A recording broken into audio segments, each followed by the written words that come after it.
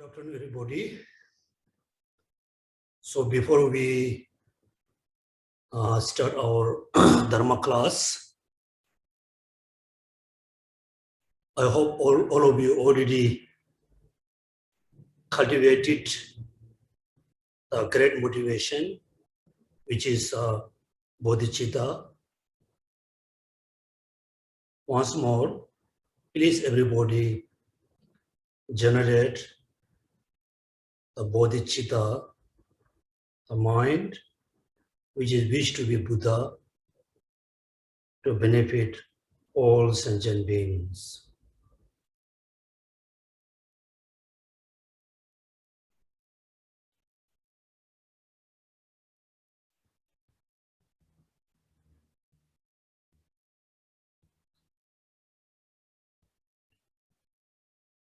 Thank you.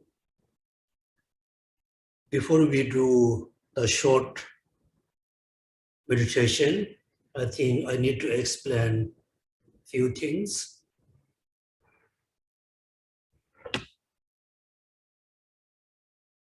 Achieving liberation, achieving Buddhahood means it looks like you are, we are going to go different state, so different, like a land or different place, totally different from this world, totally different from the samsara. First, we need to know the great differentiation between liberation and samsara. So when we compare these two, which is liberation and samsara, we need to recognize, we need to realize the samsara where we live, the place, actually full of sufferings. And that the body which is we own now, this body is the sources of suffering. And the happiness which is we have been enjoying in the samsara, the samsaric happiness, is a very temporal, very uncontent. It looks like, when you feel thirsty, you have a strong desire drinking water. When you drink water, suddenly you feel so relieved, so happy. The happiness lasts very short. Also, the happiness which is we have been experienced in the samsara, the samsara happiness, we name, we believe it is actual happiness. Actually, it is one of the suffering. It's just, transforming great suffering into better suffering. That means all the samsara happiness is very temporal, very uncontent, and also lasts very short. Actually, we do not need to know all the samsara happiness, the joyness, everything is actually suffering. So in the future, when we achieve Buddhahood, when we achieve liberation, then the liberation free from the suffering is lost forever.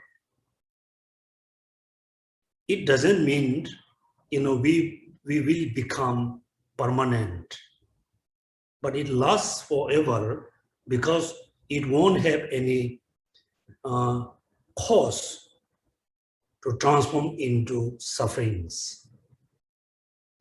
The samsara happiness actually is suffering, but we believe it is happiness. The happiness lasts very short. It cannot last forever. It has a cause to transform into suffering.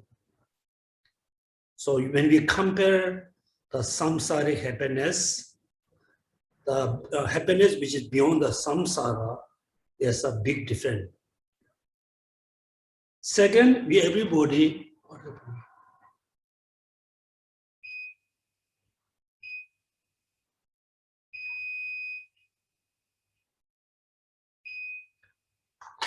Second, in order to, achieve liberation, in order to achieve Buddhahood, so we need to move from samsara to liberation. We need to move. You don't need to move physically. Physically, we remain in samsara. So we need to move mentally. For example, Buddha Shakyamuni, the Siddhartha Gautama,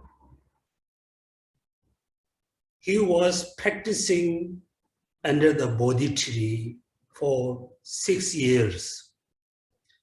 For the 6th year, his physical body is remain there. So mentally, he was transforming one state to next state to third states. So same way, we don't have to change our culture, language, lifestyle, but mentally, we have to do a lot of transformation. So when we try to transform our mind, there's a big obstacle, which is attachment. Attachment is very great obstacle for achieving liberation. For example, we stay in one big house. The house is full of sufferings, full of problems, a lot of, like snakes, a lot of other scary creatures. So we want to run away. We want to run from the house. We want to get out from the house because the house is full of sufferings, full of problems, and we never feel the ultimate happiness in the big house. So when we try to run from the house, when we try to get out from the house, if our like hands and legs totally free, we can run. We can run, number one. Number two, hands and legs are totally free. If there's no way to run away, again, we cannot run away because there's no way we can get out. There's no kind of doors and window we can get out. We can run out to the doors and window. Then what happened? So we have to be there.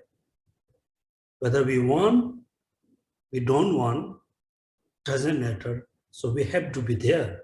There's no any way we can get out.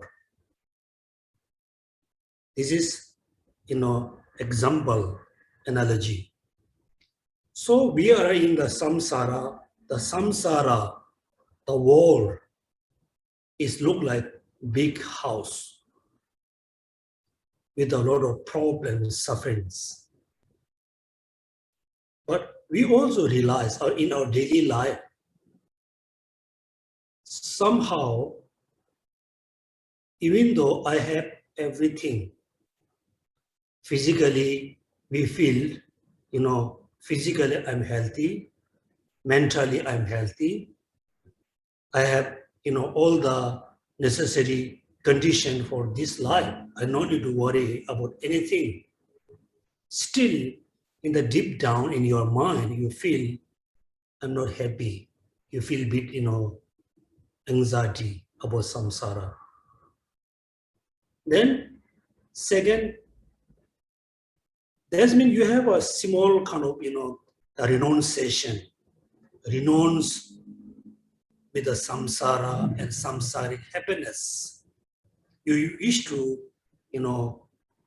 get out from the samsara. But problem here we have because our hands and legs are totally tight with the rope of attachment, clear attachment. For example, right now, the whole world have facing the COVID problems. If there's a free kind of island, there's a one kind of, let's say, one planet is totally free from COVID. Definitely, all human beings will move to that place, right? But if you are totally attached with your when we have a strong attachment, we walk 2 steps, but we walk back 2 steps again. We cannot move. Therefore, attachment is one of the great negative thoughts bound us in samsara, attachment. Therefore, you want to move, the place which won't have any kind of suffering. But you cannot go with your family. Then you wish to go, but you cannot move. Your mind is totally attached with your family, with your belongings. Our mind is totally attached. That means our hands and legs is tied, totally tied with the rope of attachment. Therefore, according to the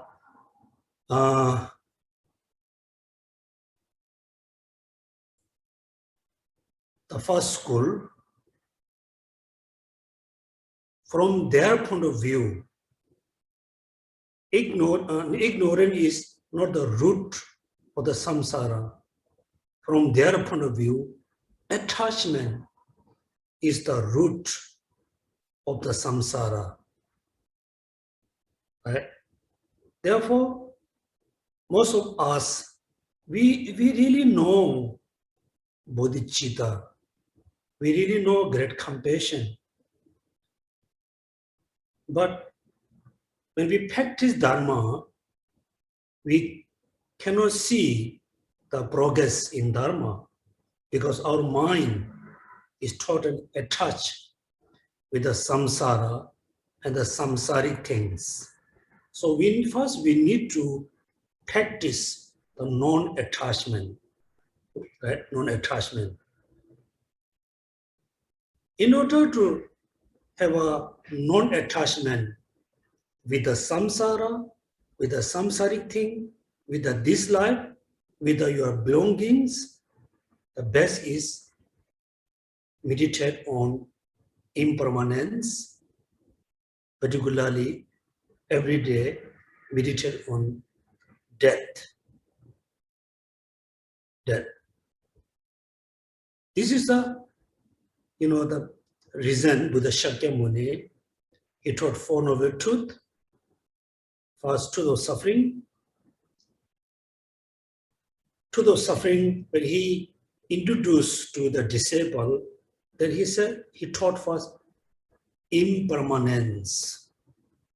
Impermanence. So therefore, we need to meditate on impermanence.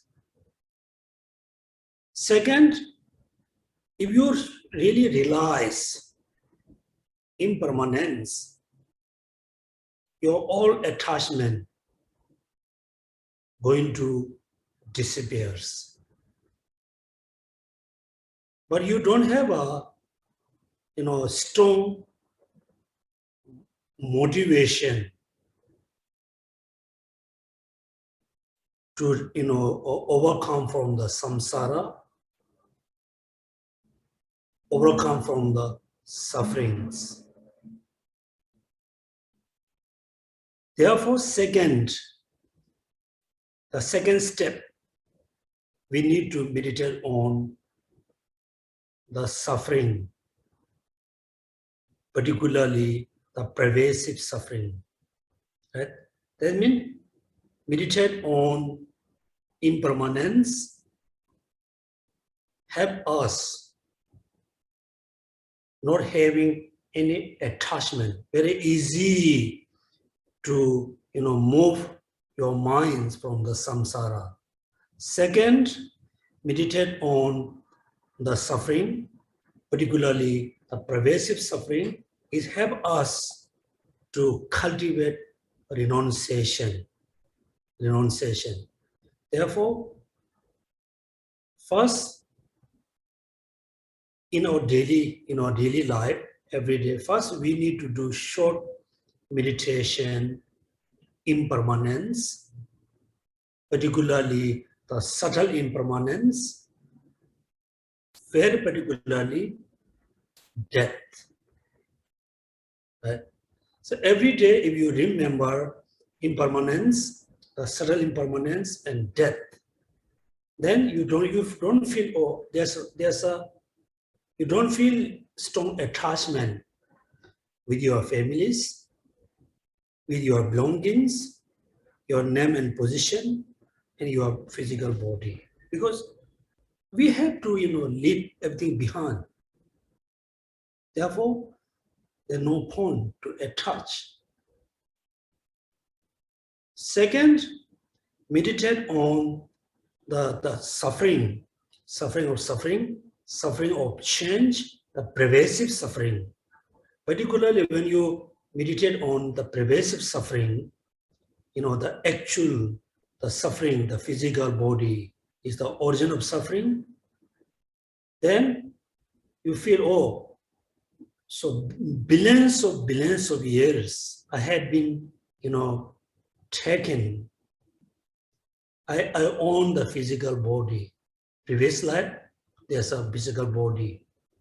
This life, this physical body. Next life, another physical body.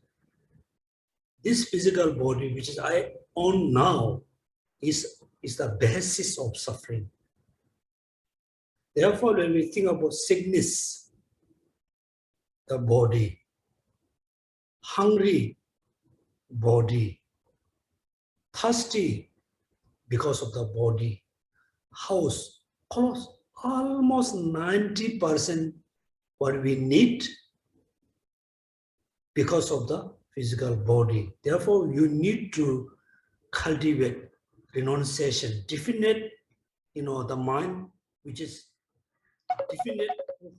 These two practices, these two meditation impermanence, meditation on the pervasive suffering, these two meditation really bring you how to overcome from suffering and origin of sufferings. Right?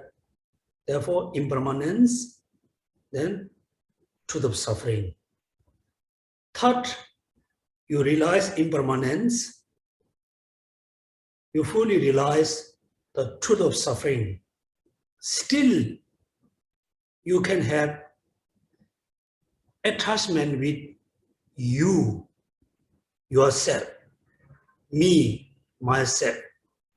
For example, when you look around, you realize when I live, the things around us, around me, I have to leave behind. The friends and family who live around me, they also I have to leave behind me. I cannot bring anything with me. Nobody can go with me. I have to go alone. They said, I need to go alone.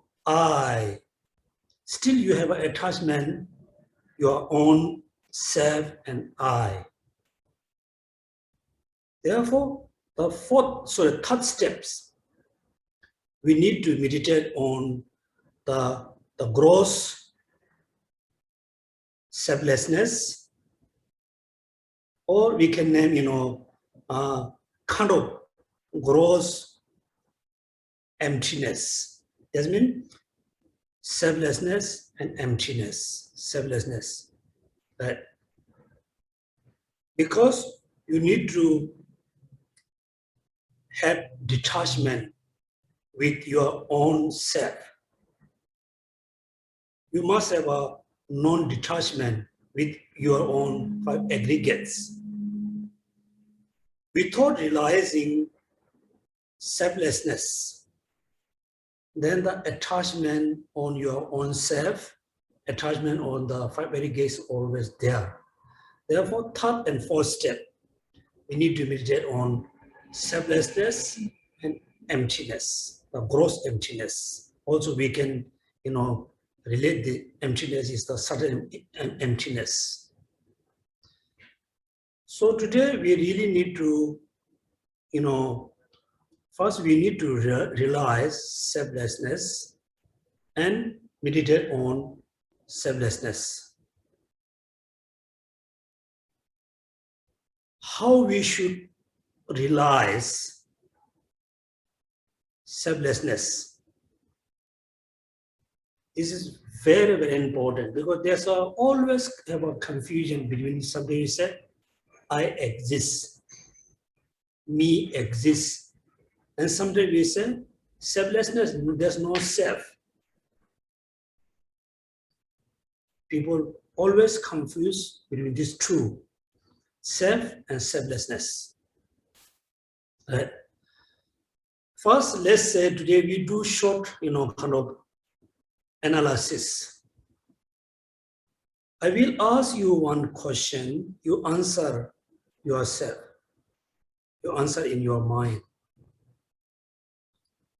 What do you think you, I'm saying you, and your body is one or two? You and your five aggregates. One or two? Yeah, of course, everybody say true. Said true. Because me and my body must be there two, cannot be one. Right? One. This answer is very correct. You and your body cannot be oneness. Cannot be just one. This me and my body always two. Is it correct? Second question I ask you, let's say everybody has a very unhealthy body, very unhealthy mind and body, right? First, you imagine your body is very unhealthy. Yes, unhealthy. Second, you just imagine your mind is very unhealthy. You have an unhealthy body and mind. If your body and minds are very unhealthy, then you feel very difficult. very difficult. Then certainly someone came to see you. Hey, I noticed, I heard, your body is very unhealthy. The person said, my body is very healthy. I don't have any sickness. My body doesn't have any sickness. Your body is very, very unhealthy. My body is very healthy. It doesn't have any kinds of sickness. Do you want to exchange? Do you want to exchange my body and with your body? So I will take your unhealthy body. You can have my healthy body. How do you feel?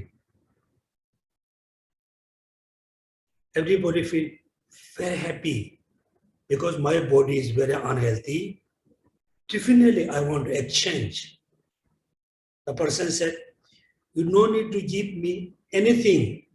I want to change. You can have my healthy body. I can have your unhealthy body. Of course, everybody feels so happy because your body is very unhealthy. You're going to have, one very healthy body. Right? So if you have this kind of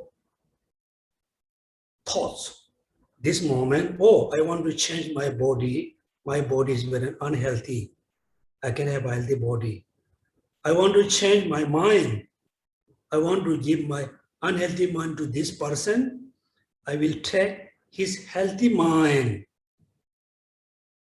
If you have this kind of thoughts, that means you believe independent I. Independent I. So this is we call self.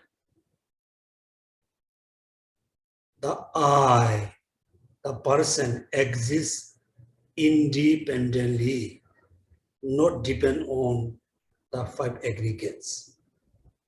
So innately, we have this kind of thoughts. That means after you study, you feel, oh, I, me is independent. Therefore, I can exchange my body, my unhealthy body with a healthy body. This is, according to Buddha teaching, a totally wrong perception, totally wrong view. You cannot be totally separate from your five aggregates. Right? You cannot be totally separate from your five aggregates. This is very wrong view. So when you meditate on selflessness,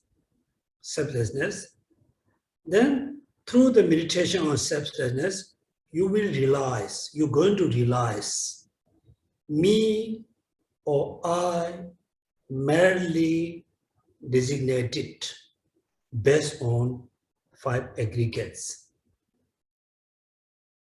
Five aggregates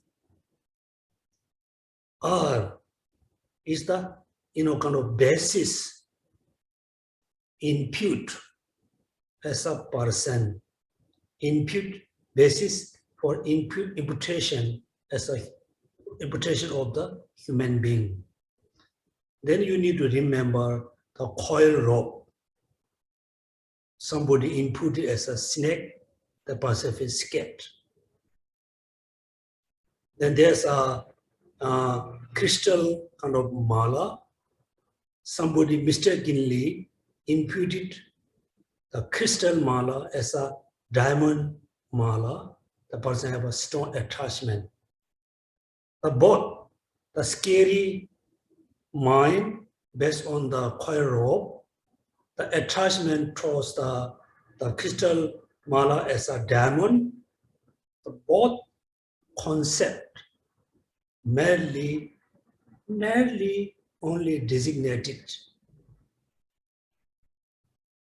based on the something here. So today we going to study mainly about selflessness based on the Lamrim. Right? So first, everybody short time meditate on impermanence. I will say something, you just follow what I said. Be relaxed.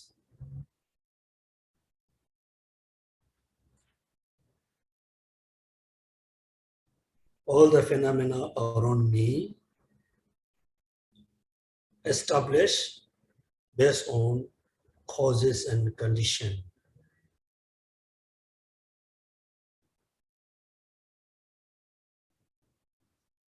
The phenomena which is established from causes and condition, subject to be changing momentarily.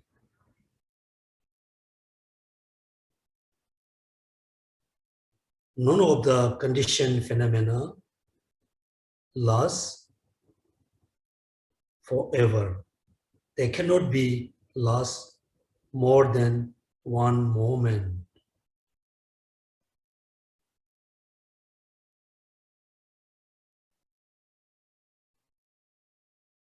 Second, my life, me, my belongings, my families, my name and fame, everythings are impermanent, subject to change, changing momentarily.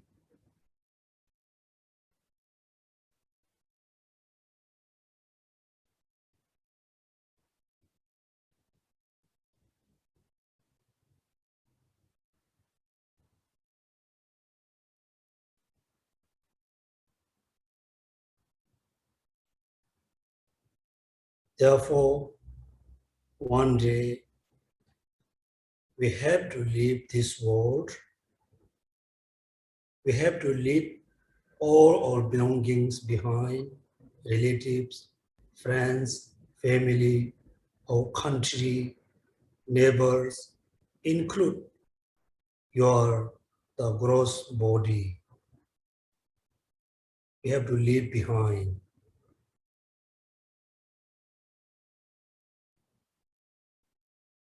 Now you are very close to your death.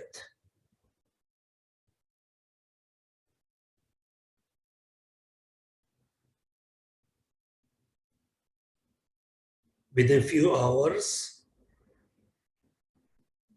this life going to end. Now you can reflect on all your belongings, attach them. Reflect on your relatives, attach them. Now you can feel the difficulties, the difficult situation. You are going to die within few hours. Also, your mind is so strongly attached with the things around you.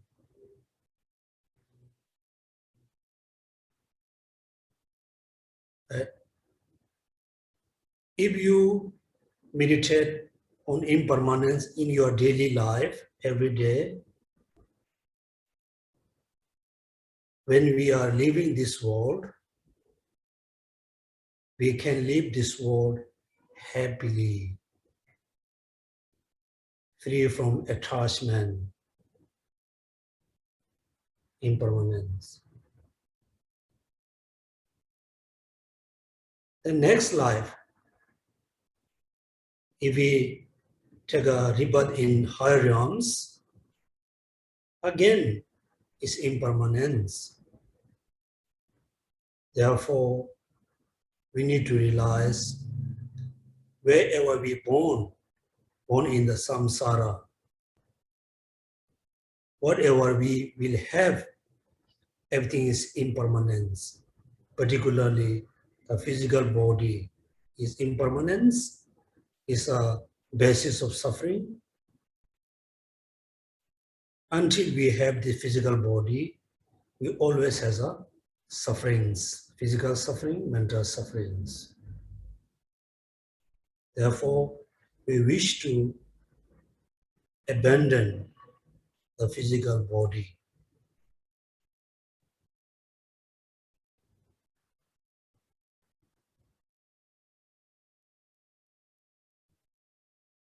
Without eliminating the cause of the physical body, we cannot eliminate the physical body. Therefore, we need to eliminate the cause of suffering, which is karmas, which is emotions, which is ignorance. Ignorance can be eliminated if we realize selflessness. Please meditate on selflessness. I, me, exist. I, me are existent phenomena, but not exist independently.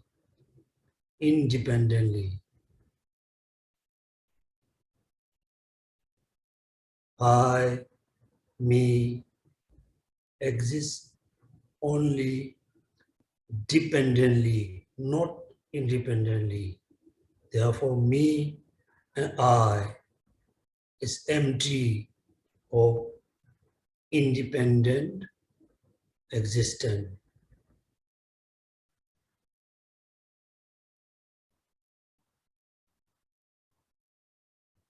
Okay, next we study about this selflessness. So please everybody open the Lamrim book.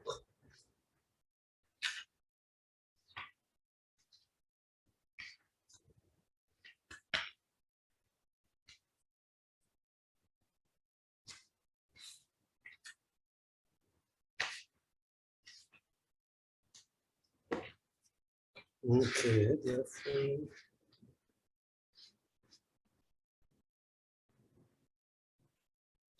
page number 274. 274. The last paragraph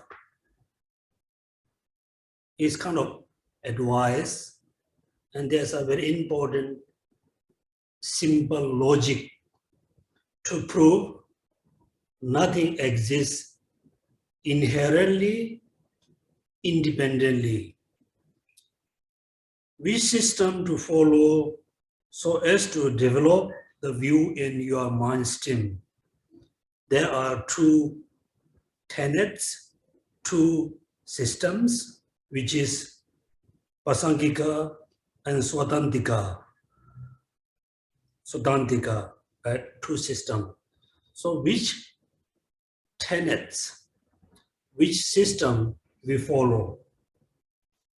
The great Madhyamakas who follow the noble Father Nagarjuna and his spiritual son Aryadeva.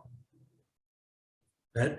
That means Nagarjuna and Aryadeva, the two masters are the most important master in the Madhyamaka. First, Madhyamaka. Second, the Madhyamaka school split into two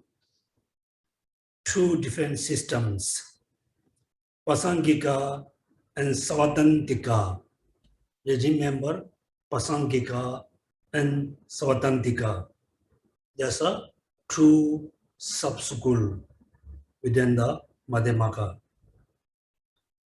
Which do we follow? Now let's say, which do I follow? So there's a two, systems. Which sukul I follow?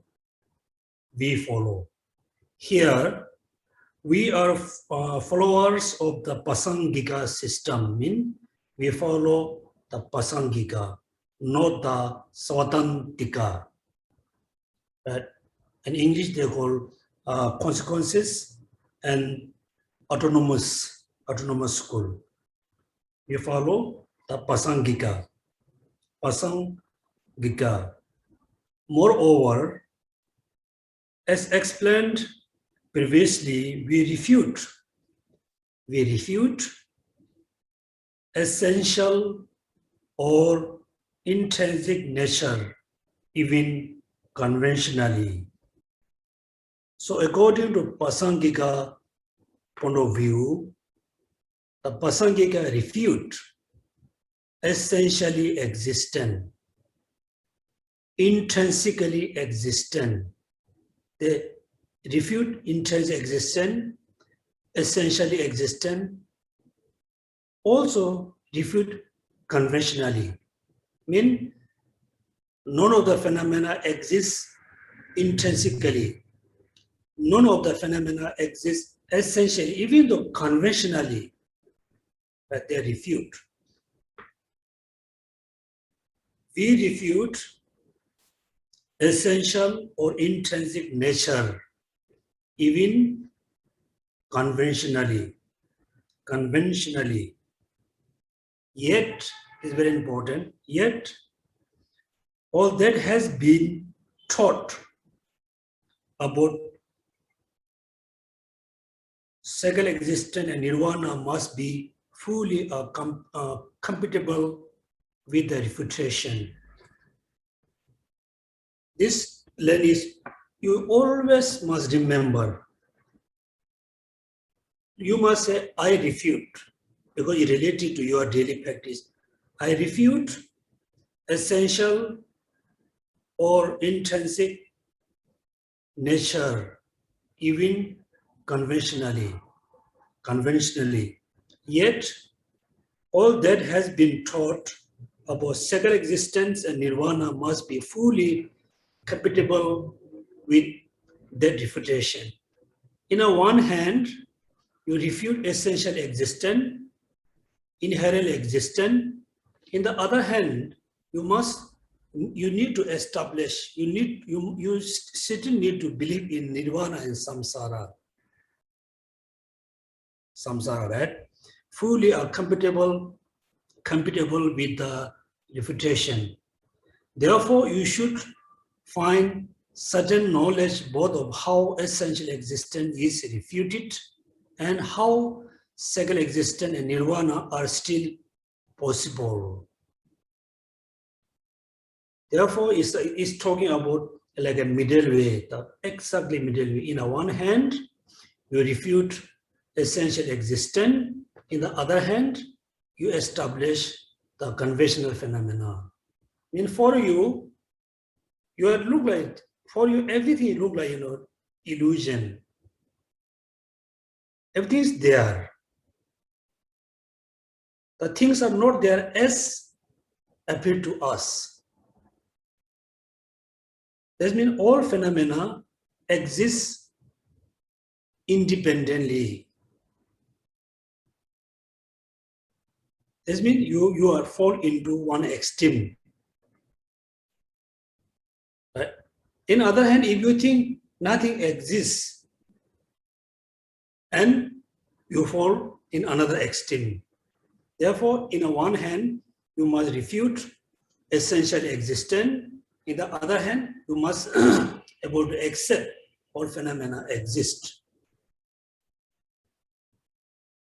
Therefore, you should find the certain knowledge both of how essential existence is refuted and how second existence and nirvana are still possible. The text of those true master, Nagarjuna and Aryadeva, often say that you should conduct rational analysis that, I'm not sure this one, synchronize with things would be like if they were accepted essentially or intrinsically existent. If thing exists inherently, then when you analyze, for example, again, the phone. In a one hand, we need to refute intrinsically existent phone. We must refute essentially existent phone.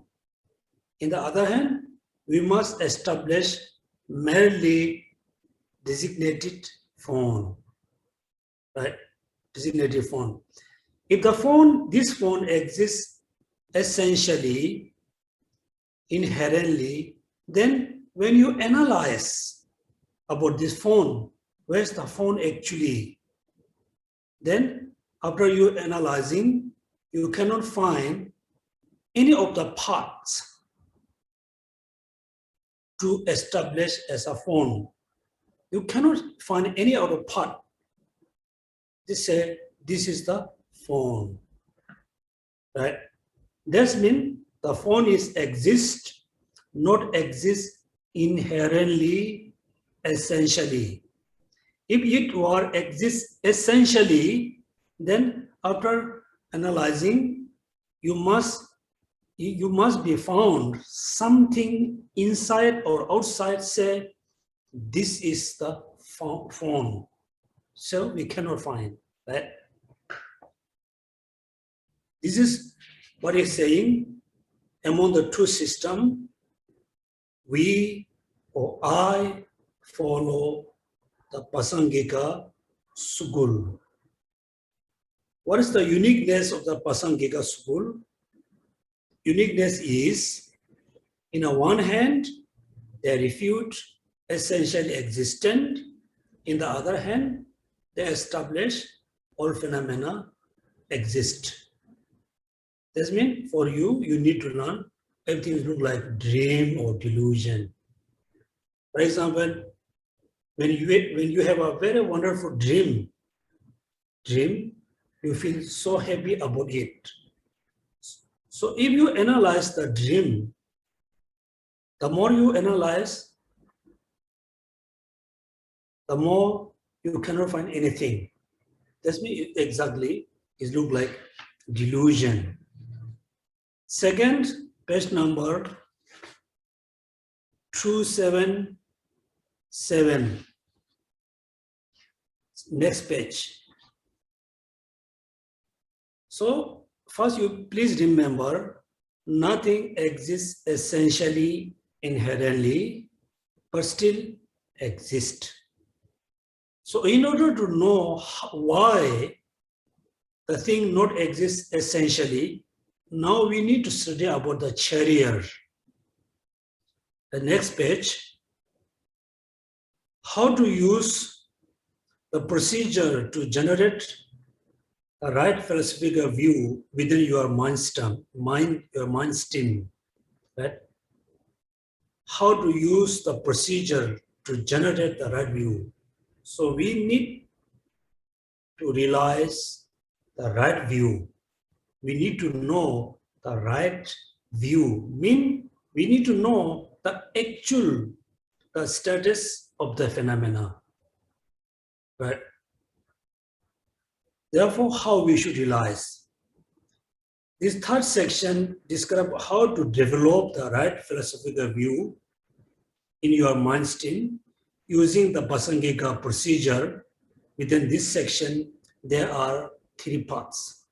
In order to generate the right view, we need to follow Pasangika, not the Savatantika, not the Chitta Mantra, not the first two school. Old school has the mistake how to establish the right view. So we follow the Pasangika view, right? Then there's a 3 section, how to determine that there's no self. Essential self-nature in the person.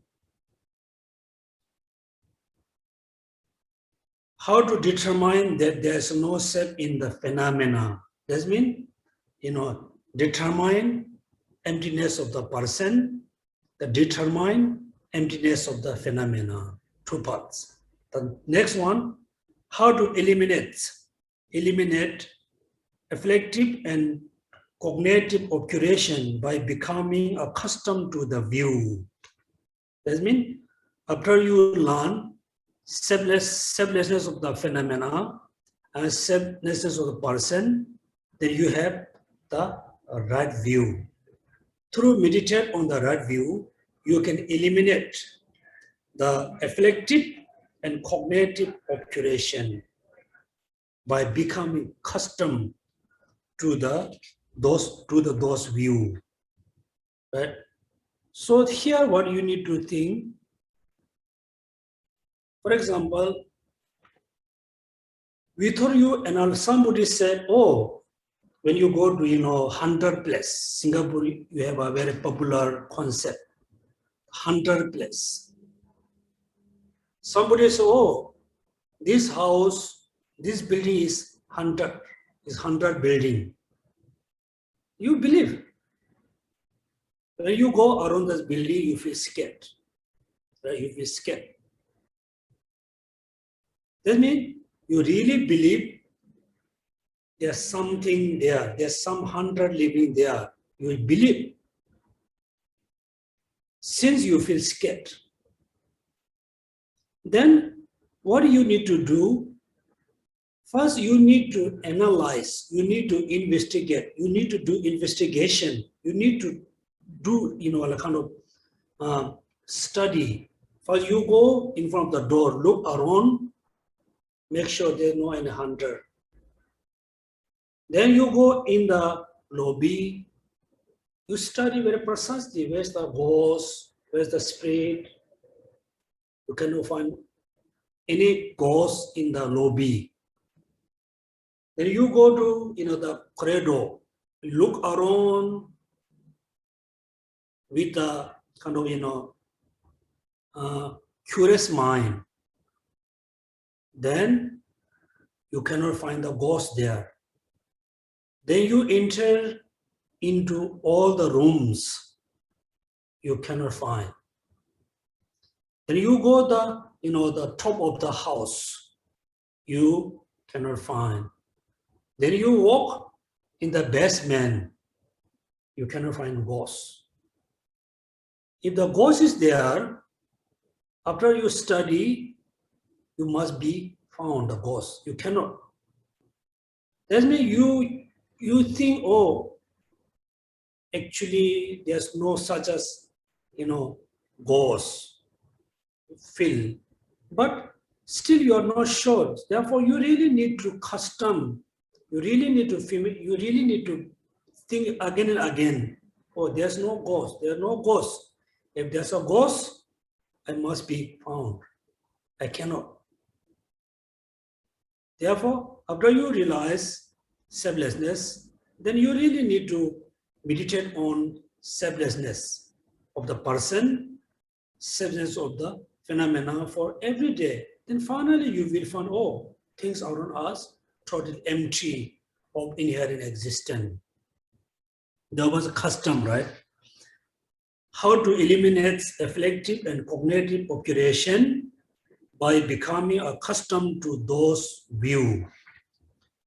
Then the first has another 3 sections, 3 parts. How to determine that there's no self in the person. No self in the person means person is there. I am there. I am exist.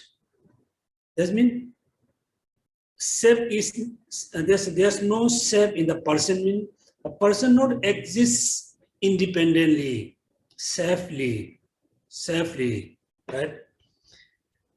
Actually determining the self, person lack in intrinsic existence, teaching that what the self on is also thereby established as lacking intrinsic existence. That means the person is lacks in intrinsic existence.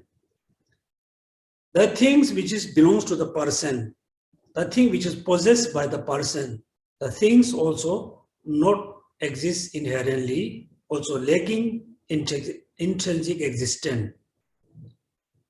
Third one, how to apply those lines of the reasoning to the other phenomena as well. That means first, you need to realize selfness of a person, selfness of the five aggregates. Then same idea, you apply the rest of the phenomena, right? When you realize selflessness of person, selflessness of the five aggregates, then you same knowledge, experience, you apply the rest of the phenomena. Because all the phenomena, the nature is same.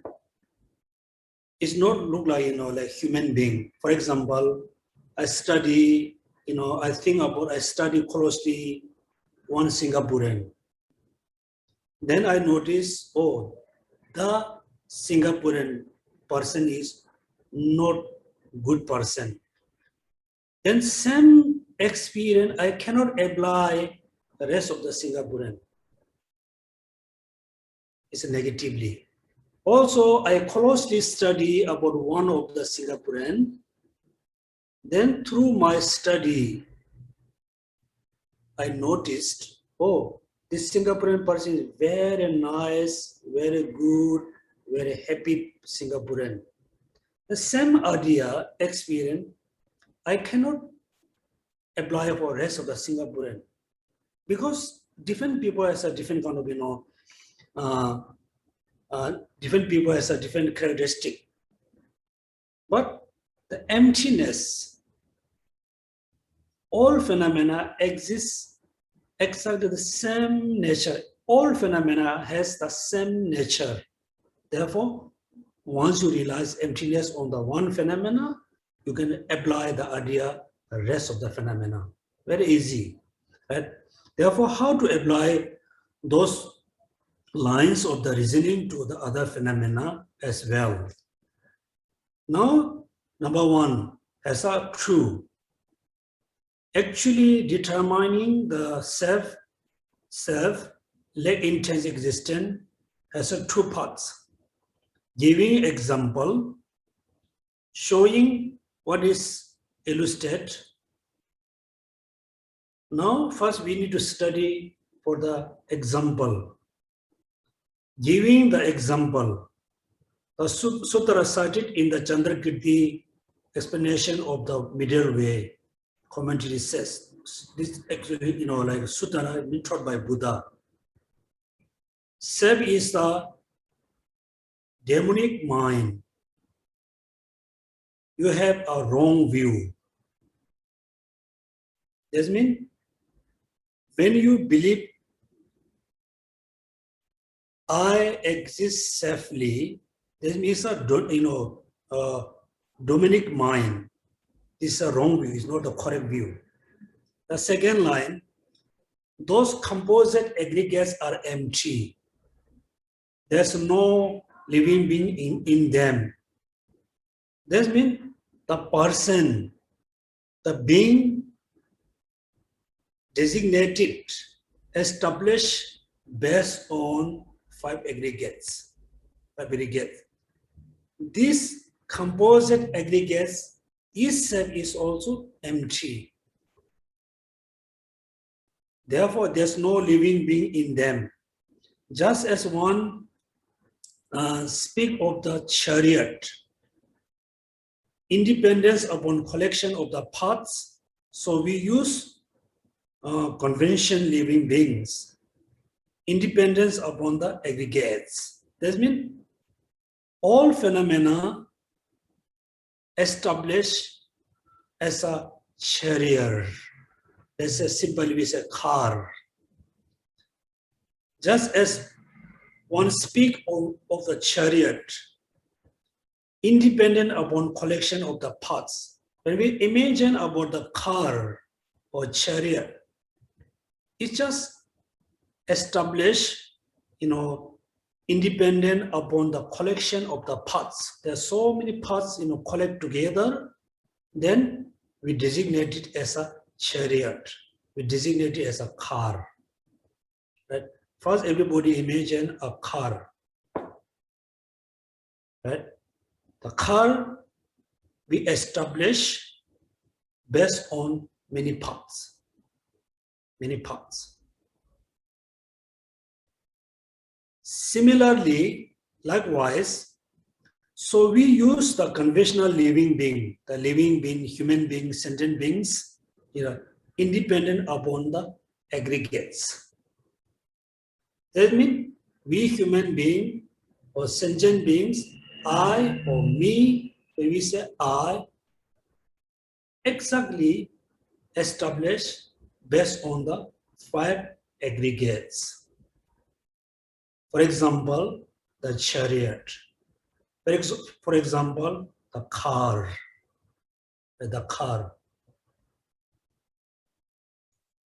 Independent upon the aggregates. Taking as an example, the imputation of the chariot, independence upon its parts, such as its wheels. The Buddha status that the self or the living being is also imputed independent upon the aggregates. Therefore, I will first explain the example of the chariot. The explanation of the example has 4 parts. That means the being, the chariot, right? The chariot established based on many parts. We human being established based on the 5 aggregates is similar. Therefore, Lama Tsong-kha-pa said he's going to explain first the example. Yes, sir, 4 parts. Showing that the chariot exists imputedly without intrinsic existence. Please read this sentence few times.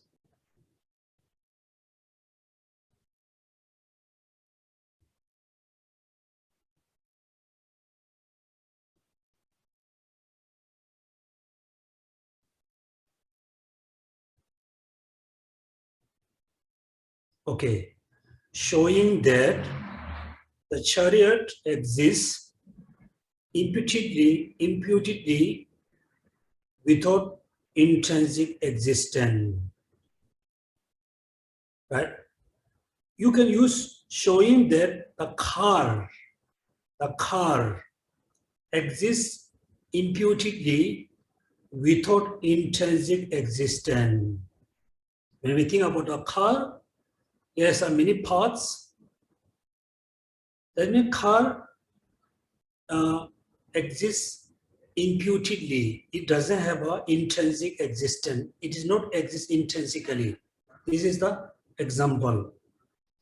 The second is, we just leave it. Third, how to establish the chariot under various names. Right? Then the chariot doesn't have an intrinsic nature. Then how the chariot, how the car exists under various names. And number 4, advantaging that you find the view quickly by using the example. Therefore, why Chandrakirti, talk about chariot? Because first you able to realize the chariot or the car doesn't have an intrinsic existence, established based on many parts. That means the chariot totally empty of inherently existent. First, you need to know emptiness based on the chariot, based on the car. The second same idea you apply on your own I and self and the five aggregates. Right? Therefore, I think 2 weeks ago I said, in order to realize emptiness, we need to study. We need to read books about emptiness. But we don't need to read a lot of books every day, every hours. No. I said, you just look around the phenomena around you. But first you look, you watch. Second, you ask a question. How the things around me exist? You have only two options. Exist independently or exist dependently. There's only two options. How things around me exist. Two options. First, independently or dependently. Right? Therefore, you watch around, you look at around, then ask the question, how things exist. Two options, independently, dependently. If the things around you exist independently, independent means not need to depend on anything. Can you accept? Can we accept? Cannot. We say things around me exist independently, mean none of the phenomena depend on anything. Mean, for example, I have a lot of, more than 100, the orchid flowers. All the flower exists independently. They no need seeds, no need water, no need soil, no need pots, no need stem. They exist there. I cannot accept. You cannot accept. Mean, all phenomena around me do not exist established independently. Independently existent phenomena cannot be accepted. Cannot. Mean we need to reject. We must reject. We must negate. Right? Second, yes, thing exists dependently. Dependently. Then how? Then chariot, the car, exists dependently. There are so many parts put together. It has a function to move, bring people here to there. We designate it as a car. Right? Therefore, the advantaging that you find view quickly by using this example, showing that the chariot exists imputedly without intrinsic existence. For showing that the chariot exists imputedly without intrinsic existence. Now, the Chandagirdi text. So please everybody memorize this paragraph. A chariot is neither assert to be other than its parts, nor to be none other. It doesn't possess them. It does not depend on the parts, and the parts does not depend on it. It is neither the mere collection of the parts, nor is it their shape is like this. Please, everybody, until this Saturday, next Saturday, please you memorize this sentence. I will test everybody, okay? Have a small test. Memorizing test. First, this chariot is neither assisted to be other than the paths. Definitely, the car, we use the car. Car is neither said to be other than the paths. That the car cannot be totally separate from the paths. All the paths be separate, then there's no car. Right? There's a car cannot be totally separate from the paths. Number one. That's a 7. Number 2, not to be none other. That means the car not totally separate from the paths. Second, not to be none other than. Not totally separate from the paths. Without paths, there's no car. The second one. The third one is does not possess them. That means the car possesses the paths,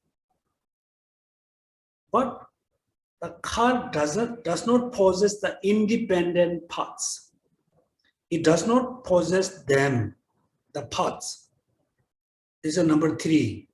Number 4 is does not depend on the paths. Make sure this one you should not mistake.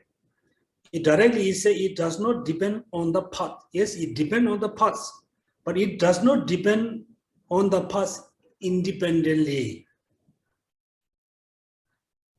It does not depend on the paths independently.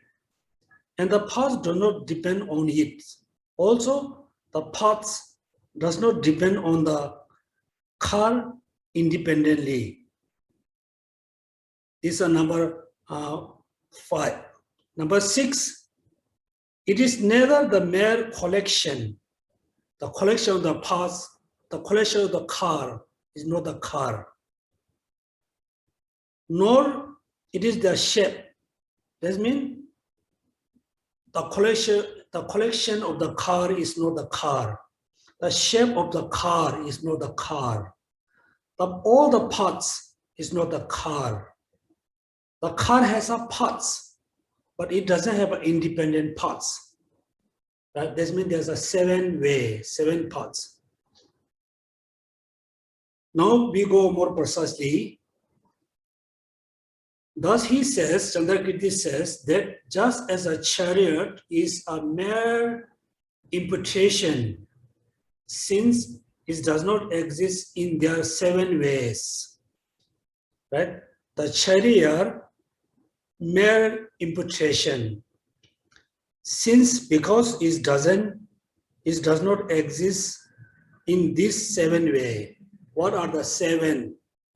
Number 1, to be other than the paths.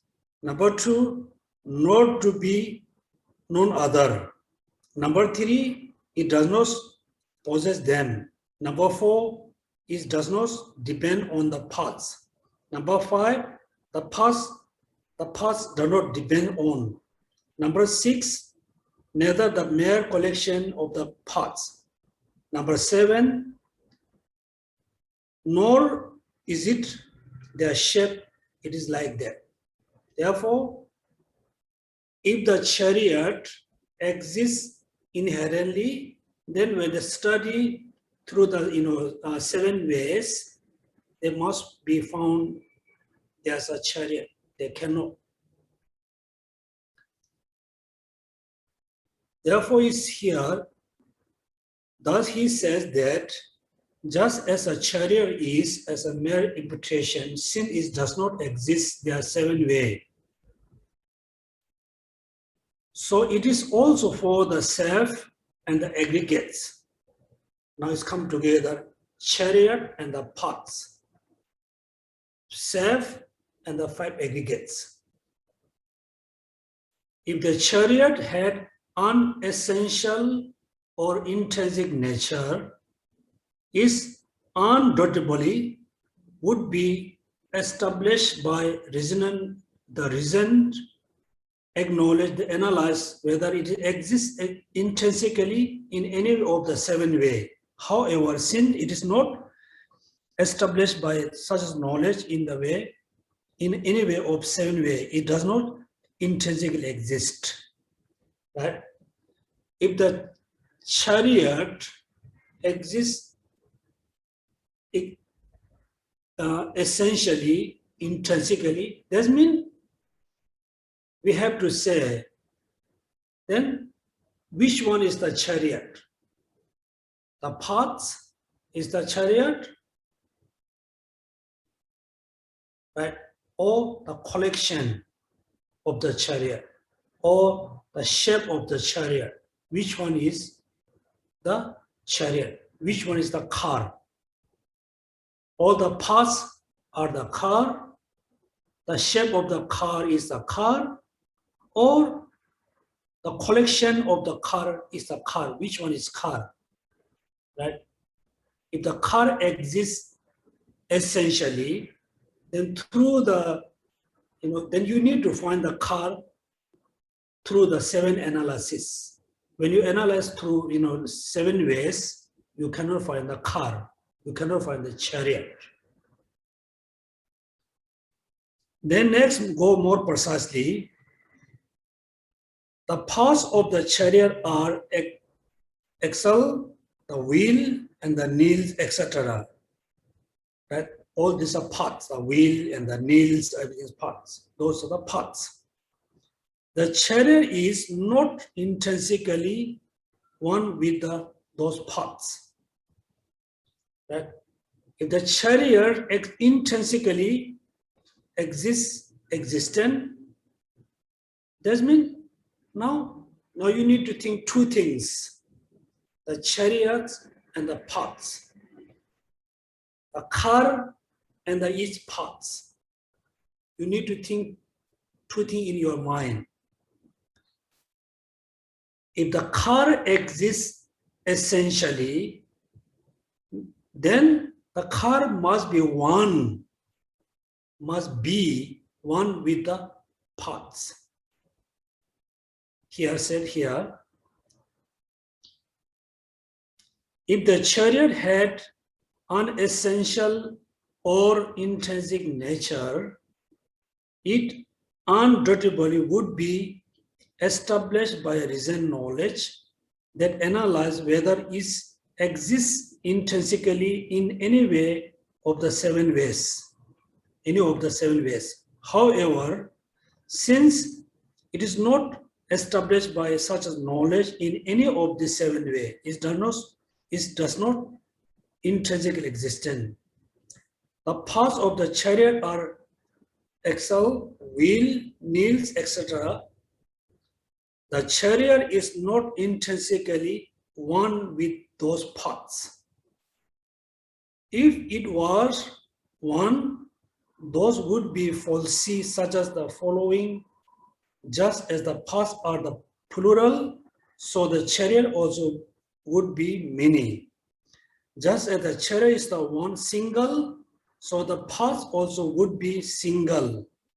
Then agent, object would be same. Right?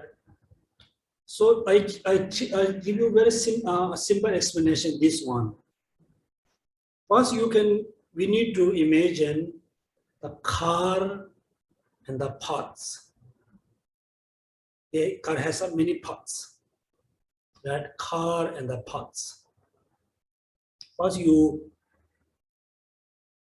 visualize car and the each parts. That if the car exists intrinsically, then the car cannot be depend on the parts. This is sure, right? Second, if the car exists intrinsically, then car is one or two. Car means one. Car is just one phenomena. If the car exists inherently, then the car must be one. car is a one, then all parts must be one. If the car exists intrinsically, car is a single phenomena, then all the parts must be single phenomena. It cannot, right? There's like more than 100 parts. 100 parts cannot be one. Or all the parts are, like plural, minis. Then the car must be many. Also, we cannot, car is just one. Parts are many. Car cannot be many. All the parts cannot be one. Right? If the car exists inherently, then there's a falsity.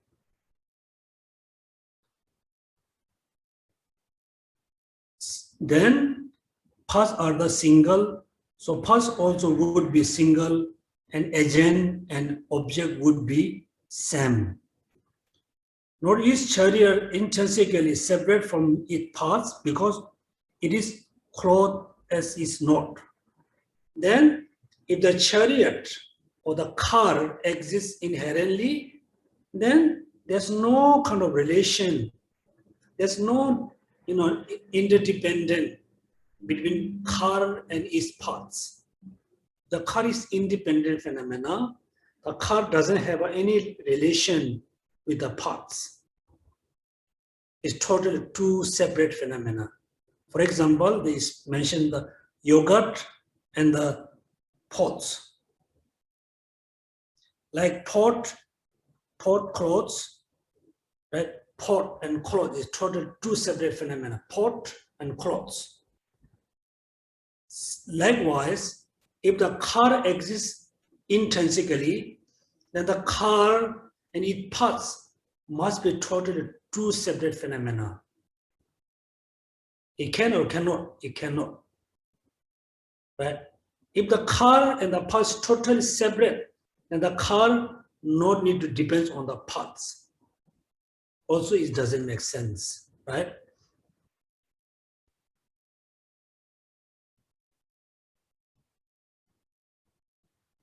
Okay, this is mainly the example.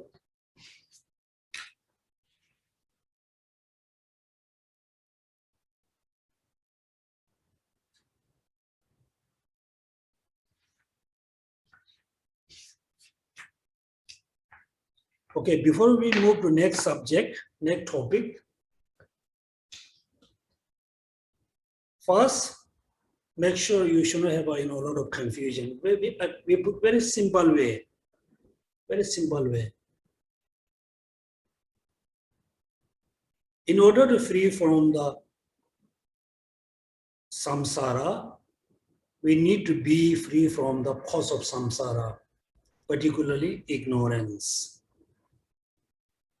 In order to free from ignorance, we must have a right view. Ignorance has a wrong view, wrong perception. We need the right view. In order to have a right view, we need to follow one system, one tradition. Mainly, we must follow the Madhyamaka school. Madhyamaka school has a true subdivision, Pasangika and Swadantika. Among these two systems, these two schools, we only follow Pasangika. Pasangika. What is the uniqueness of the Pasangika school? The uniqueness of Pasangika school is, in one hand, they totally refute essentially existent, inherently existent. In the other hand, they establish all phenomena merely designation. That means, in one hand, they refute independent existence. In the other hand, they establish all phenomena exist. Mean the perfectly middle way. Right? So this is not easy at all to understand, because I said many times, when we refute essential existence, we refute the actual phenomena. For example, when we refute the essentially existent phone, then we refute the phone, we deny the phone. It's not the correct. When we establish this phone, at the same time, we establish the independently existent phone. Also, is a problem. Therefore, we must refute the essential existent phone. We must establish merely designated phone. This is the uniqueness of the Prasangika school. That means, in one hand, you need to accept conventional phenomena. In the other hand, you need to refute the essential existence. You follow in the middle way. That means exists, not inherent existence. Empty of inherent existence, still able to have a function. Right? If you really negate or refute the functional phenomena, then you need to refute, like karma, next life, then you totally fall into one of the extremes, follow the Prasangika. Second, so in order to have the right view, what we need to do, the easy way, first we need to realize emptiness based on one simple phenomena, which is the chariot. The chariot, Chandrakriti used as an example for realizing emptiness. Then, when we realize emptiness based on the chariot or car, the same experience, idea we apply on being or person, or and also based on the 5 aggregates. Right? This is the first example. So what's the example? Is the chariot. There's a 7 kind of way to analyze. The chariot is there. The car is there. We cannot reject. You cannot ignore. The car is there. The car is there, but the car is not the path. The car is it has a path. It is not a path. First, path. Right? There's a 7 way you have to analyze. What are the 7? The car is not the path. Number 1. The car is not its path. Number 1. Number 2, the car is not totally separate from the paths. Number 2, right? Then number 3. Number 3, the car has a path. The car possesses a path, but not possess independent paths.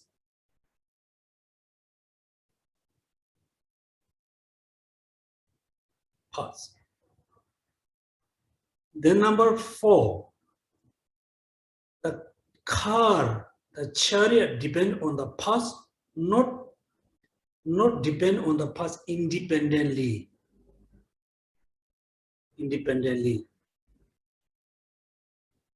And also the path depends on the chariot, but not independently. Number 5.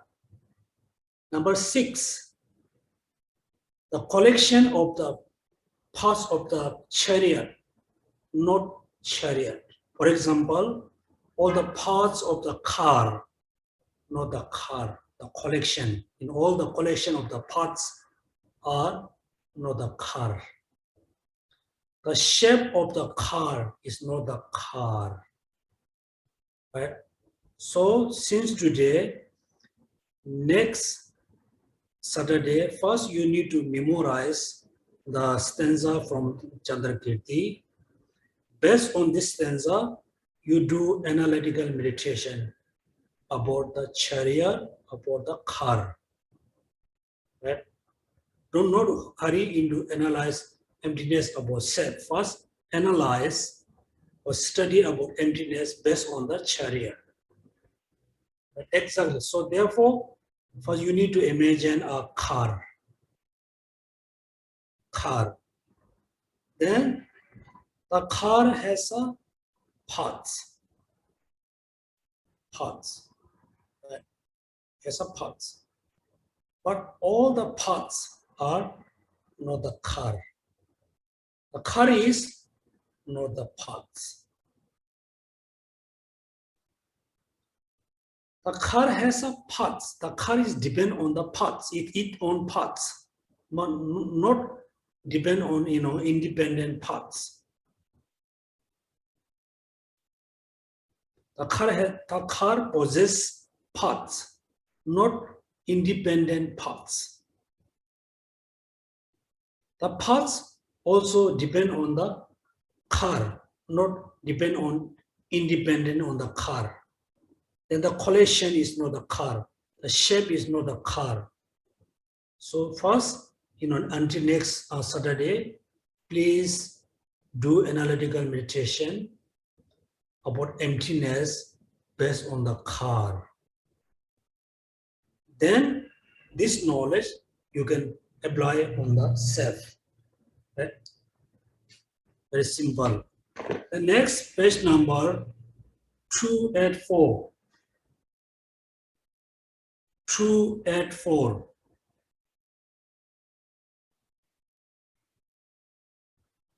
How to establish the chariot under Varis name. Then the Chandrakirti explain of the middle commentary system. Our position very clearly established. This one.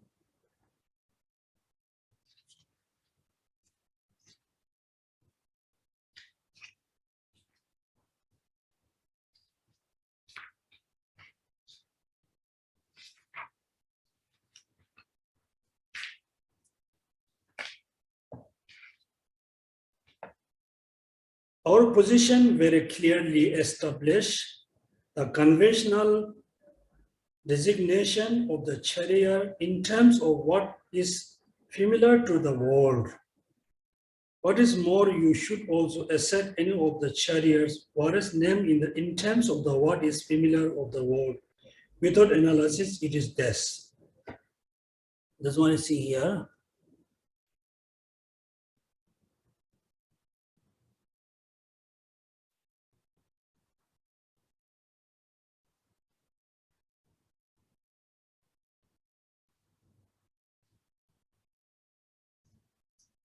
Yeah, our position very clearly established the conventional designation of the chariot in terms of what is the familiar to the world. What is more, you should also assert any of the chariots what is named in terms of what is familiar of the world without analysis is thus. Oh, this is also another important. So after we analyze about the chariot, right? Oh, how come the chariot cannot really find through analysis? When I analyze, oh, each of the parts are not the chariot. Then how we really establish the phenomena? That means merely designated. For example, I said example in Singapore. Few hundred years ago, there was just like a island. Few hundred years ago, there wasn't Singapore, just island. Simple island, with a lot of forests, a lot of animals in the forest, no Singapore. Then what happened? Somebody moved to the island.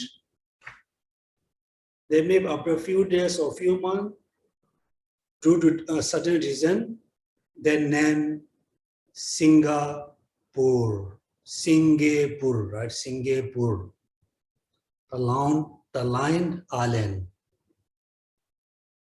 So after they designated as a Singapore, the land is different or not? No.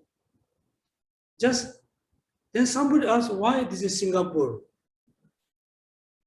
So this is merely designate the worldly, in terms of worldly name established by worldly.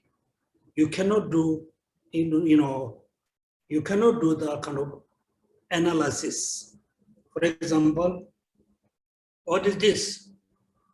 It's a phone. Put many parts together, somebody designated phone. The rest of the world except is a phone. Nobody would argue this is not a phone. So that means the things around us, there's not really such as, a reason to be phone. There's no such a reason to be cup, books. Things put together, they designated since we accept.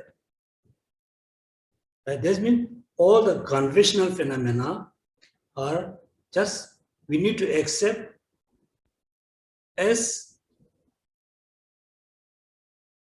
worldly designated.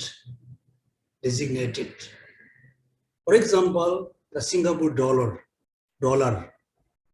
It's just a piece of paper, have a lot of, numbers and like a shape. Since this piece of paper designated as a Singapore dollar, the rest of the world accept. Nobody would argue.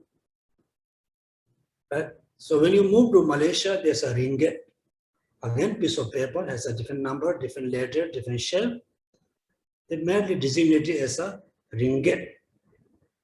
It doesn't have a particular reason to say why a ringgit, why Singapore dollar, why US dollar, why rupee. So therefore, all the conventional phenomena look like merely designated. We cannot do further analysis to say why this is cup, why this is table. There's such a thing, nothing there, right? So this means how they established the chariot under the various names. The same chariot is known as a whole, as a composite, and as an agent. Living beings are established as a operator to the 5 aggregates, appropriator for the 5 aggregates. This means chariot established based on the many parts. Also, living being, human being, sentient being, established based on the 5 aggregates. This means how establish things under the various name. Next, page number 285. The advantage that you find the view quickly by using the example. Right? This one we can stop here. Again, very simple way. First, we need to know how we establish chariot. This means there are so many parts put together. We establish as a chariot. It doesn't have a further or more reason to be chariot. That means everything around us, anything around us, it has a different function, different color, different shape, but we just merely designate it as a car, as a house, as a whatever so. Right? There's no more any reason to be a car in like a house, right? This one. So here what we need to learn first, we need to learn the car, the chariot doesn't have an essentially existent nature first. Second, like living being like me and I, person, it doesn't have a essentially existent nature. The chariot only designated based on many parts. Second, I, living being, also merely designated based on 5 aggregates. Then I depends on the 5 aggregates. Right? Depends on the 5 aggregates. Not depend on 5 aggregates essentially. And the chariot cannot exist totally separate from the parts, its parts. Likewise, the person cannot exist totally separate from the 5 aggregates. Cannot. Aggregates. If the chariot exists inherently, then the chariot is one. Likewise, all the parts have to be one. Then we cannot accept. The chariots, all the parts are plural, many, as the chariot can be many. Also, we cannot accept. Same way, when you analyze, self on I, me established based on my own 5 aggregates. My 5 aggregates is not me. I am not the 5 aggregates. But without 5 aggregates, I cannot exist. I cannot exist. That means me merely designated based on the 5 aggregates. 5 aggregates, right? Then this time, another, I think, important, we have one experience. When we say, I am happy, I am not happy, there's a thoughts, there's a mind think, oh, I am not happy. That time, the mind which is thinking, I'm not happy, that the thought absorb on I. The absorb I is look like independent. And actually, the absorb I is merely designated on 5 aggregates. When the thoughts think, I'm not happy, I'm happy, the thought which is absorbed, the independent I is self. So we need to negate the independent I, not the I which is established based on 5 aggregates.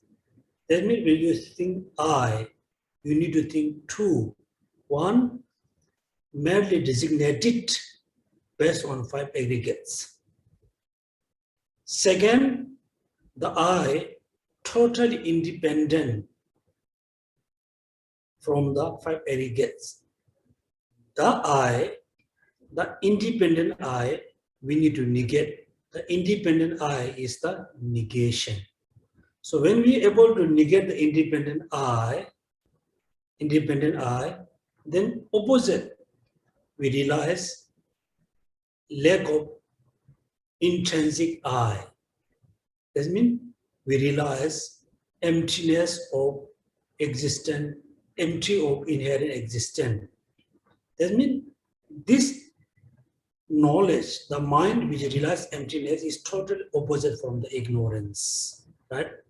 Okay, so today we stop here before we have a little time for discussion. Please feel free, any question? Yeah, I have 10 questions here, Geshe-la, but it's not related to today's teaching. Geshe-la, when a person stops breathing, is it that we cannot touch the body for 8 hours?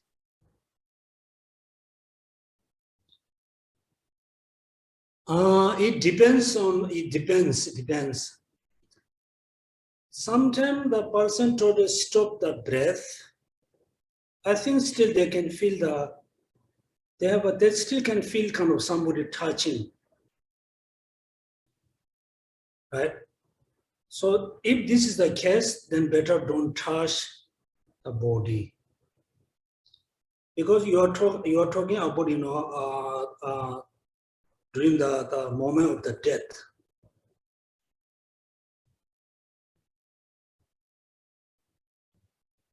I think even though Buddha, when we study about in the Buddha teaching, sometimes Buddha explain the process of the death very close or similar with the Hinduism. Sometimes it his own pure view. Yes, generally, someone passing away on the process of the death, just leave it there. Don't touch. Don't disturb. Don't do any disturbance. Just let there. Do not have any kind of disturbance. That means what we believe. Generally, as a Buddhist, while we are dying, we still try to maintain our practice during the process of death. So you are continuously meditating on emptiness or continuously generating bodhicitta. If somebody touch you, you got some kind of distraction, you disturb your practice, or you get angry. Then this angry, cultivate, angry actually activate the negative karma. This is the reason we say we should not touch. Again, I say it depends on the situation. For Singapore, if someone passes away in hospital, certain hour you have to remove the body. If somebody passes away in your home, their own home, and they have a time to be there for few hours without touching. Generally, yes, but it depends on the situation. Yeah. We cannot say touch, we cannot say should not touch. You check the situation.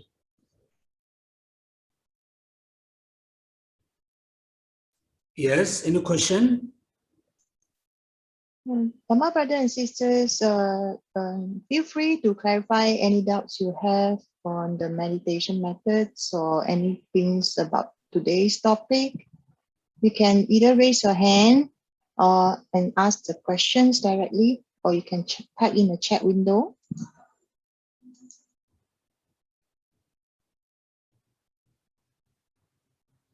So related to the touching the body, the dead body, we can say dead body. Yeah.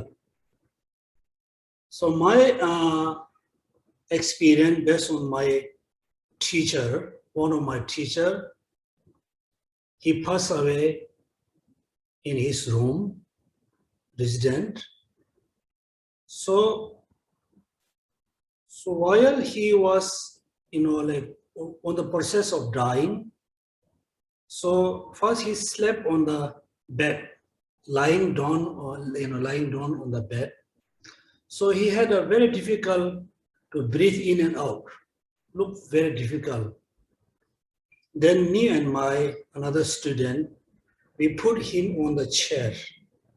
When we put on the chair, it looks, very relaxed because the body is quite, straight. It's easy to breath in and out. Then if you observe, the moment of the death, everybody has a very strange sound. The breath sound is changed. Usually we have a very soft breath in and out. The moment of the death, suddenly you can see, the sound is changing. It looks like stuck something. This kind of. That time I thought, oh, what happened? Here's such as difficult to breathe in and out. Then when I look at his mouth, look like his tongue is like stuck on the throat. Look like stuck in a flip and stuck in the throat. I thought, oh, something wrong. So I didn't do anything. I just used the chopstick. I pulled up his tongue. I thought the tongue is flipped. I pull up, I cannot. Then I observed very closely what happened.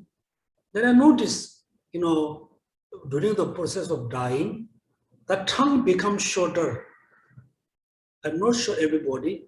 And tongue becomes thick, usually flat. It becomes look like thick. Slowly, the tongue block the breath. Because when we breathe in, there's enough power to release the breath. When the tongue stuck in the throat, they cannot breathe anymore. The person dying. So this is, I think, we have to check. Definitely the person has difficult to breathe. Put on the sitting position, much easy. Then what happened? Then he just passed away sitting on the chair. Look like Mitra Buddha. Exactly, just sit on the chair like this. So we kept 1 day, 2 days, 3 days, 4 days. On the 4th, every hour I really checked. I thought he still looked like alive. The freshness is there. I closely observe the breath. I cannot hear any breath. The next day is the New Year. In our culture, we should not say, oh, the dead body keep in the house for 1 year. Then I told you the story, right? And then I visited one of the highest head of the Rinpoche of the Drepung Monastery. I said, my teacher passed away 4 days ago. He still look like, still meditating. He asked me, okay, you go back to home, you do 3 prostration and touch to his head. Just pull up the hair. Exhale, I did it.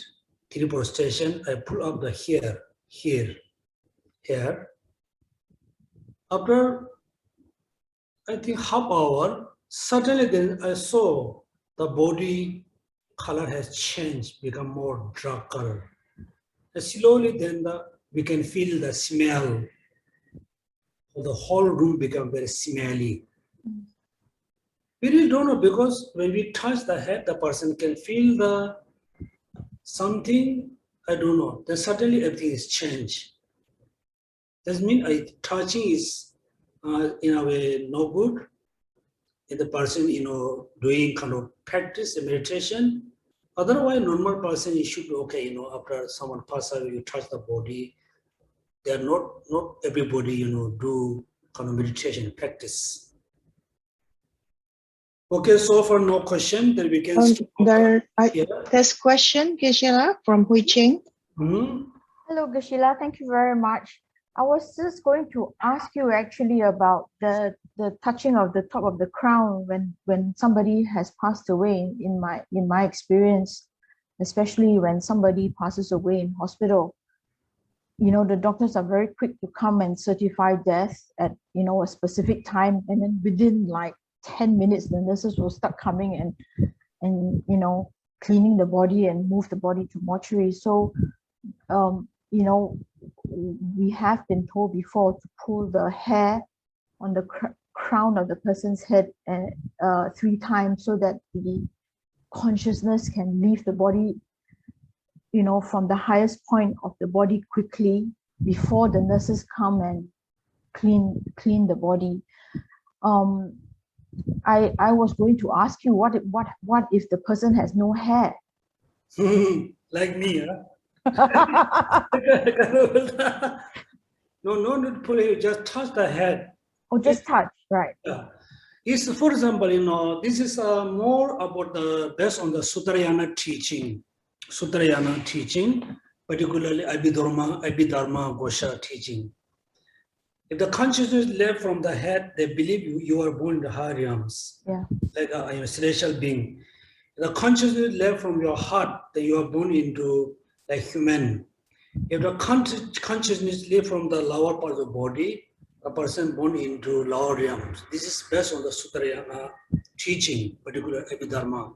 Therefore, when you touch the head, the person can feel something. Then the consciousness leave from the head. They're born into celestial being. Touch the head, the consciousness leave from the head directly and born into human life. If you touch in the lower part of body, the person going to born into lower realms. This is based on the Sutrayana teaching. Tantrayana, it doesn't have this kind of concept. I see. Yeah, this is the reason touch the head. In this, pull the hair. You touch is okay. No hair. Yeah, they say pull it 3 times, or something like that. In Singapore, I don't have a hair. You can touch my head. So, Geshe-la, do we chant Amitabha or Geshe mantra on this? Interesting question. Recently, one of our Gomang senior monk, he passed away. So before he passed away, he asked the hostel monk to do the Lama Tsong-kha-pa's Guru Yoga chanting. Then there's a particular one sentence talking about born into Tushita. Then he asked, okay, please ask the hostel monk in my host, everybody, all together do the Lama Tsong-kha-pa Guru Yoga chanting and recite this particular words for many times. Then exactly what the hostel monk chant the Guru Yoga chanting and repeat, the particular verses for born into Tushita. Then they repeat many times. He himself also repeat the same sentence. Then he just passed away while he was reciting the verses. I think we need to know the most important one. The person usually do the Pure Land practice. So important to chant Om Ami Devashi. The person who are dying, he also, verbally cannot chant. Mentally, the person can chant. Also, we become trigger him to remember Pure Land. A person, wish to born in Pure Land, they're doing Pure Land practice. If you chant, Manipeme or other mantra, someday it can be, disturb the person practice. So it's chant according to what the person doing practice. If the person doesn't have a particular, like practices, like Pure Land or Tushita, Pawa, whatever, then we can chant any mantra to become trigger to remember the positive thoughts. So chanting is very important. Also, when we are chanting, the person who are on the process of death, he can chant, he can focus on the listening chanting. Then he don't have a time to remember, the belongings and the family, and so no attachment. He just remember listen the chanting, have a positive thoughts. Therefore, do chanting, recitation. Also, I told you, we cannot change the Singaporean culture, but as a Buddhist, when you do the funeral like 3 or 4 days, whoever come to them, if they are Buddhists, us do some chanting, 10-minute chanting or 20-minute chanting, recitation, and they can leave. For me, whoever come to pay respect to the person, look like they come for like a party. Taking coffee, food, and drink, and just chit-chat, look like a big party. So we ask them to do chanting, but we cannot change, unfortunately. If there's a way, we must say whoever come to this, pay respect. If they are Buddhists, please sit quietly around the body, do recitation, chanting. It's benefit ourselves, very much benefit for the person who are pass away. Yes, it's very important to do chanting. Yeah. So, 10 days new baby had a brain cancer and need a very expensive operation and chemotherapy and may die after operations. So maybe we'll give up on the baby. So what should a person dedicate? It's I'm not going to say should do the treatment and should not. It depends on the parents. After the chemotherapy or the brain surgery, definitely the child cannot have a healthy life, or the child cannot survive more than years. Anyway, the child going to die. Instead of giving a lot of suffering, operation, chemotherapy, just do a lot of recitation, chanting, just let him go, let the baby go naturally. Don't do a lot of torture.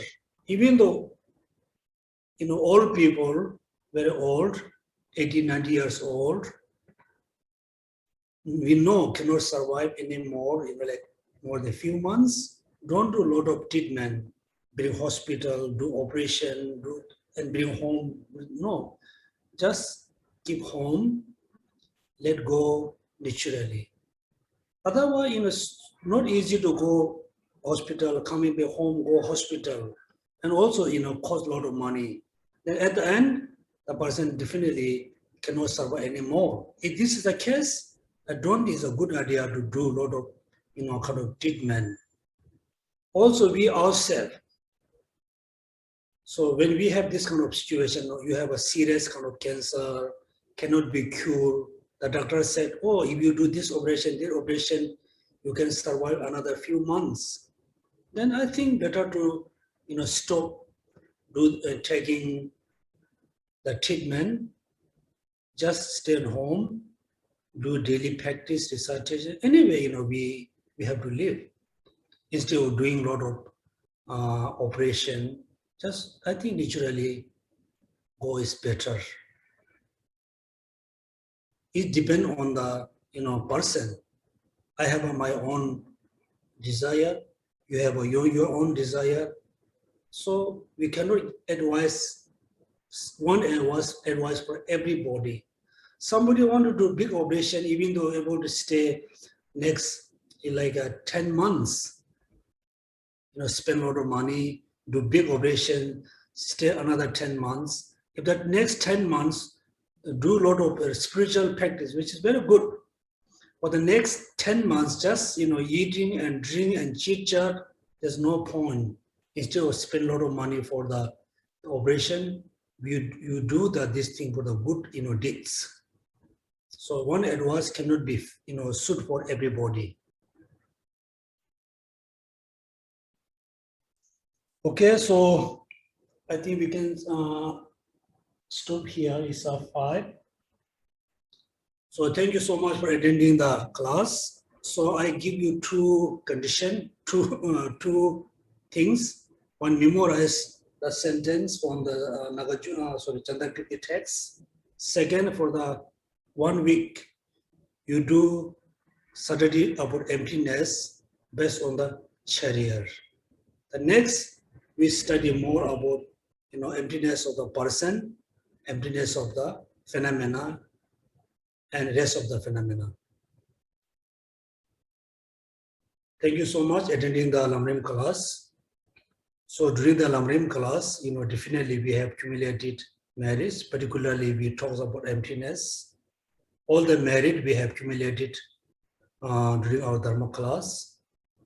First, we do dedicate the merit of becoming Buddha to benefit all sentient beings.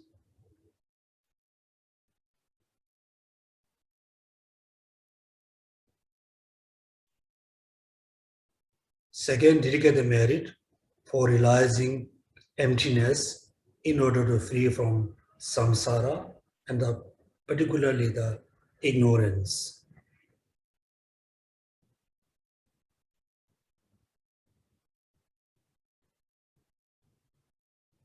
Last, dedicate the merit to benefit all sentient beings, particularly all human beings free from the COVID-19.